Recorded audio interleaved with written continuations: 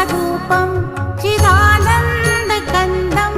जगत्सम्भवस्थानसंहारहेतुं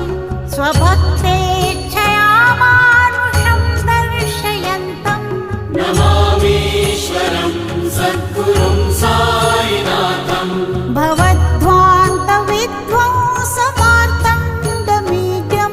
मनोवागतीतं मुनिर्ध्यानगम्यं जगद्व्यापकं निर्मलं निर्गुणं त्वां नमामीश्वरं सद्गुरुं साईनाथं